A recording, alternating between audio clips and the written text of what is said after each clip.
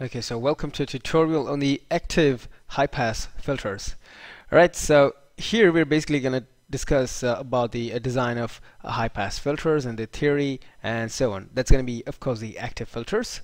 Okay, so this is basically a low-pass filter circuit.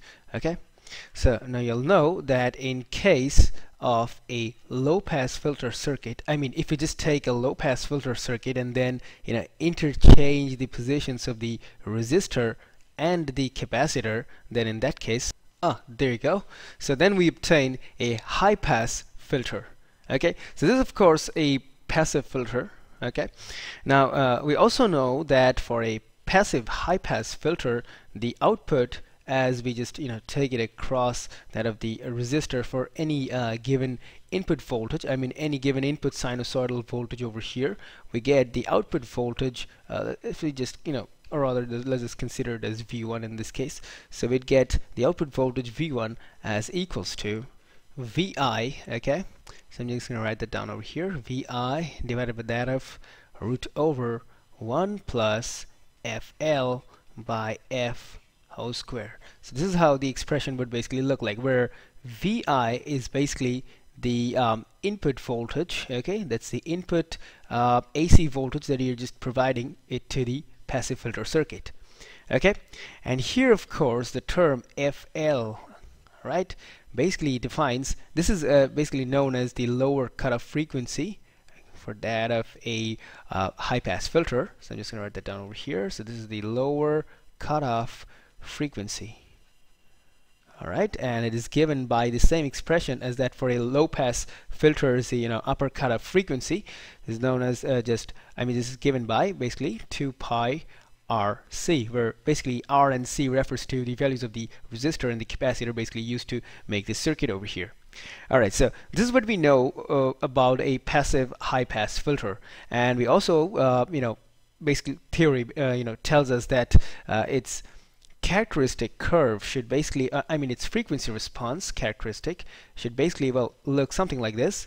Alright, yeah, so that's basically its ideal frequency response. So it should have a frequency response somewhat close to this thing. So this is the ideal frequency response that it basically is theorized to have, where this particular area, okay, is termed as the filter circuit's pass band. Okay, so this is basically termed as its pass band.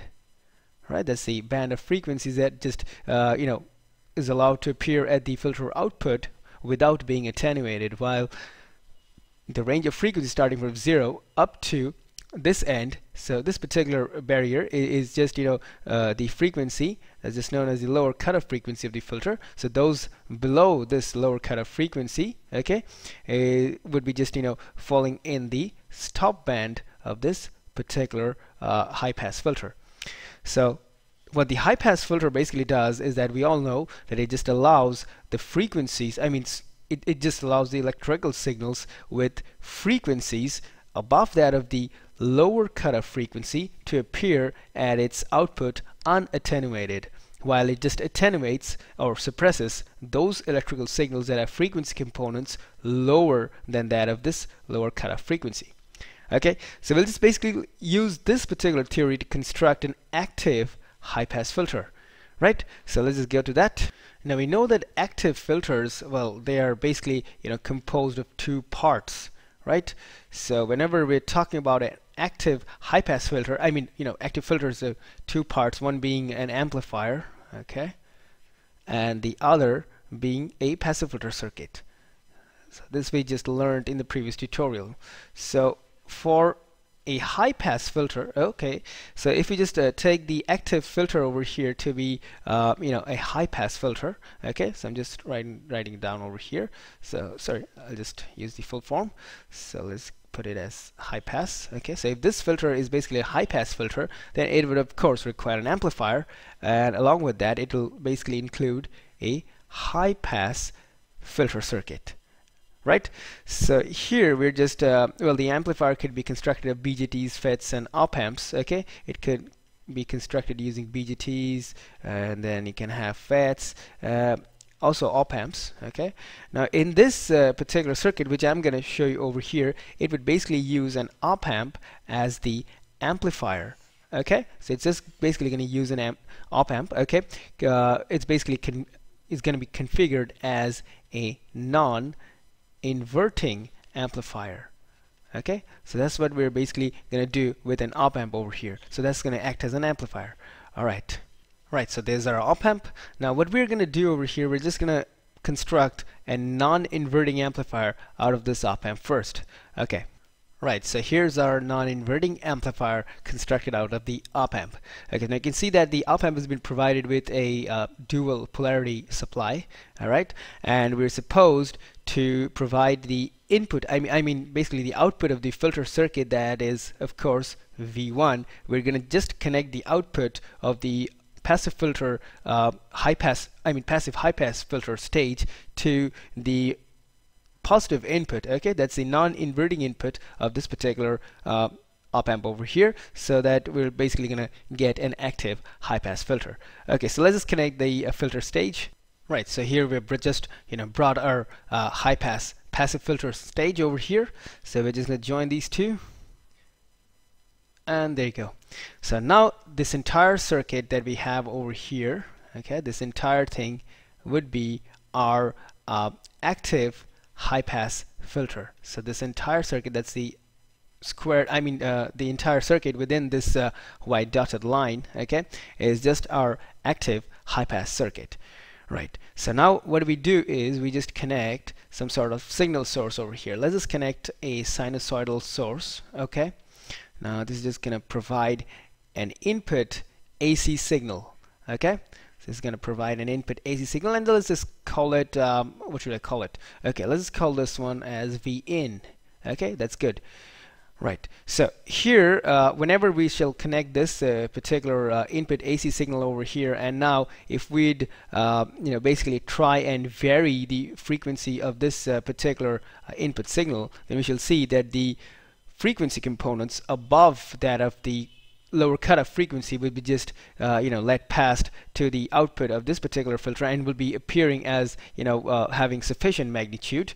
Okay, and those below will be just attenuated. So if we just look at the the non-inverting amplifier stage over here, then we know that the gain of a non-inverting amplifier is basically going to be given by AF. Okay, which we'll just call it AF. That's going to be equal to 1 plus that of RF by R1. Okay, where R1 is of course the inverting input resistor over here, and RF serves as the feedback resistor. Okay, so this is the expression for the gain that is given by the non-inverting amplifier alone. Okay, and we also know that the the lower cutoff frequency over here, that's FL, will be given by 2 pi RC, where of course R refers to the resistor in the filter part, and of course C refers to the capacitor over there. Right, so there we go. So now these two expressions basically define it. Okay, so now if we're supposed to obtain, if you just mathematically treat the entire circuit over here, so now the filter and the amplifier taken together is forming an entire active filter network, okay, or an active filter circuit. So if you want to get the gain, okay, if you want to get the overall gain of this particular circuit, then of course we need to treat this mathematically. So let me just tell you before going into that that here this term AF, of course, that's the gain of this particular non-inverting amplifier over here. The gain, what this particular term basically implies is that whenever signals above the lower cutoff frequency, okay, whenever signals that basically have frequency components above that of the lower cutoff frequency, whenever they just appear at the output of this particular filter stage, they get amplified by the non-inverting amplifier AF times. Okay, so this is the gain they're going to experience, and that's why they appear having sufficient magnitude at the output. Okay, so if we just take the overall gain of this particular circuit, then we're going to be having to use AF. Okay, so we know that here AF actually refers to the ratio of the output obtained from this non-inverting amplifier stage, that is VO, with respect to that of V1, which serves as the input to this non-inverting amplifier. So there you go. And this is equals to 1 plus that of RF by R1, right? So if we would basically care to multiply this V1 to that side, I mean if we just take VO, or rather make it as the subjective formula over here, then we're going to get 1 plus RF by R1 multiplied with that of V1. Now we know that 1 plus RF by R1 is of course AF, so if we would just basically put AF over here, it won't make any difference. So we can just reduce the entire thing that way. So there you go. So now we know that V1 is of course the output from this passive filter stage. Okay, I mean from this passive high-pass filter stage, and we've seen previously that the passive high-pass filter has got an output that would have an expression something like this. Okay, so if we would just put this particular expression, I mean substitute it in place of V1, then of course we're gonna get we're gonna get a bigger expression over here. It's gonna be equal to AF, okay, there you go, multiplied with V in. Okay, it's going to be since we're just using V in over here, and we'd assume that here we had only VI as the input, so this is going to become V in, so it's better that if I just make it V in both cases. Okay, so now it'll be good this way, easier to understand. So this is going to be V in by that of root over, okay, 1 plus that of FL by F whole square. Right, this is exactly what we're going to get over here, and this is going to be the output. Okay, and this is exactly what we were basically looking for. So this is the the expression of the overall gain for the entire active filter circuit. So this is just basically termed as the overall gain of the active filter. And sorry there, it's not the overall gain. If we just we need to make a necessary change. Okay, so this is not the overall gain actually. So I'm just sorry to have made this mistake over here. I'm just gonna wrap it out. Okay, so this is not overall gain, so this is basically the output voltage which we're getting over here. I just skip that part. So this is the the overall output voltage that we just obtained over here. That's the overall output voltage from that of the the entire active filter circuit over here. Now if we would basically bring V in down somewhere over here, okay, then this expression is going to look like VO divided by that of V in, and that's going to be equal to AF divided by that of root over 1 plus FL by F whole square. So this particular expression that you have over here, this is actually the overall gain. If I just write it as AV, so this is the overall gain for that of this active filter circuit. Okay, so this is another very important expression which we would basically require.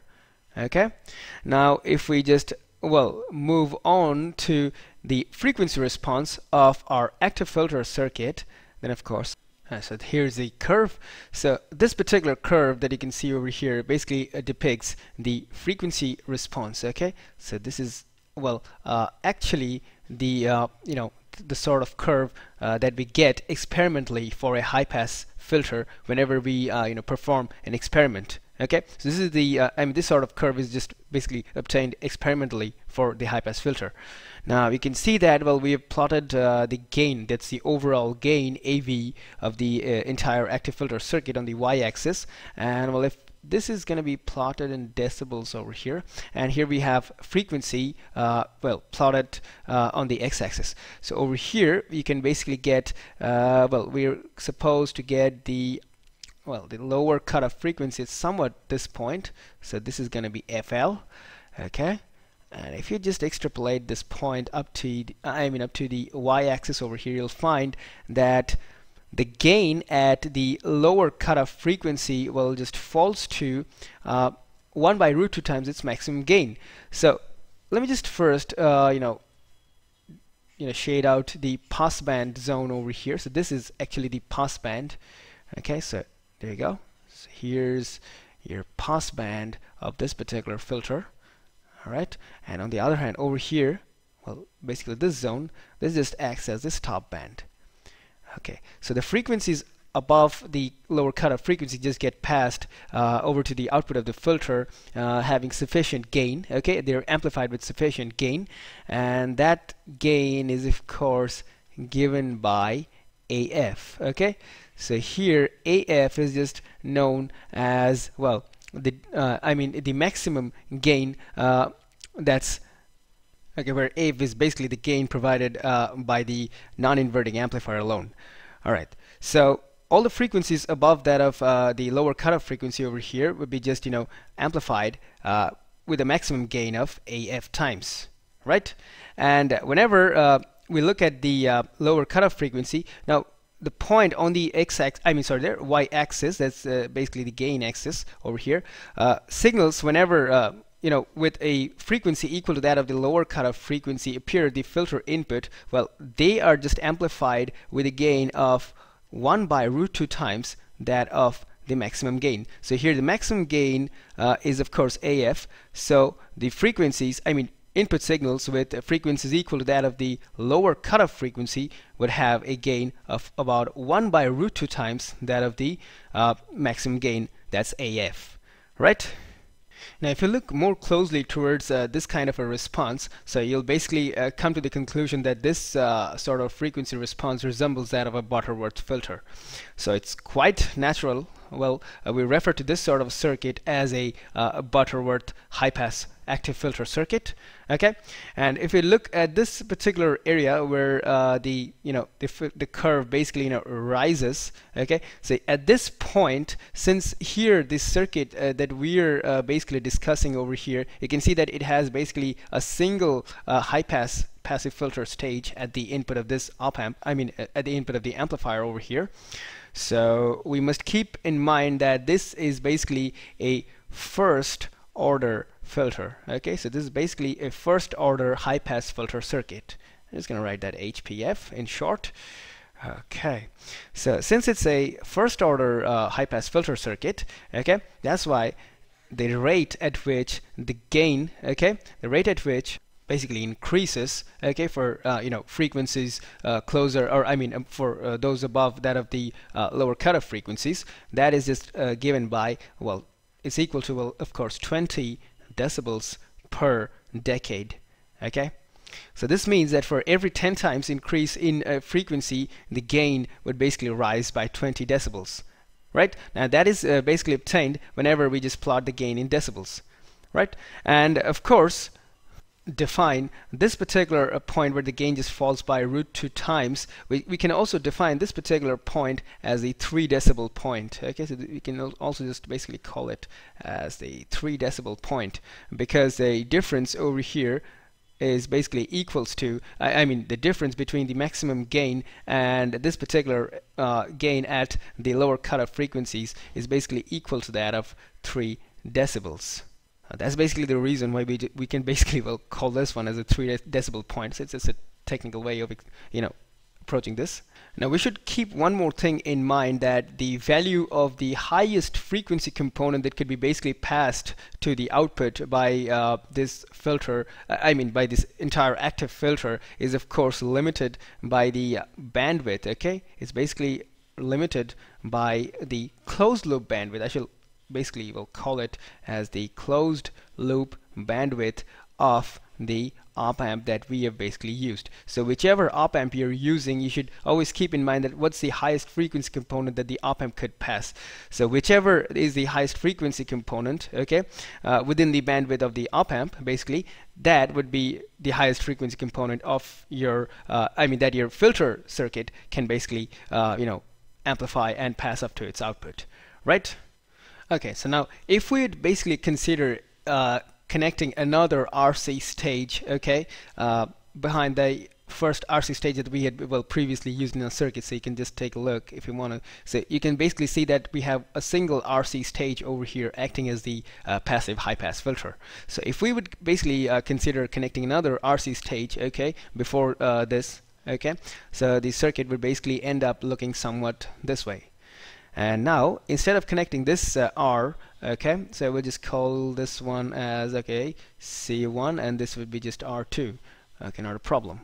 So in this case, if we just connect the R2, instead of being connected to ground, if we just take it and connect it to the output of this amplifier, of this non-inverting amplifier, of course, then what we shall be getting over here is a second order, okay, we shall be getting a second order Butterworth high pass filter circuit. Okay, so this is going to be a second order Butterworth high pass filter that we'll basically be obtaining. So of course it's an active filter, that goes without saying.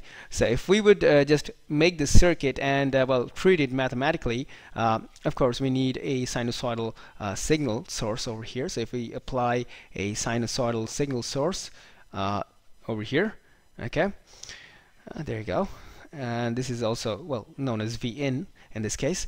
So in that case, the gain of provided by this non-inverting amplifier remains the same, that is 1 plus RF by that of R1.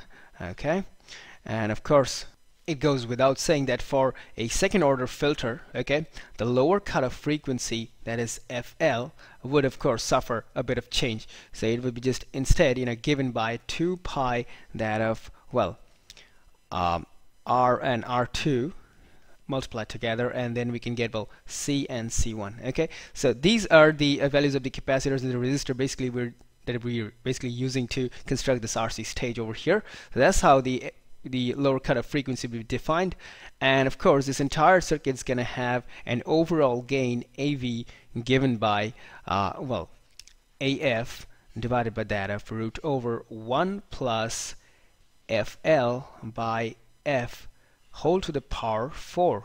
Okay, so you can basically note this change over here. For a first order filter, we had this power equal to that of 2. Okay, this was FL by F was just raised to the power 2, and now here it is raised to the power 4. So that's another characteristic that basically demarcates second order and first order filters.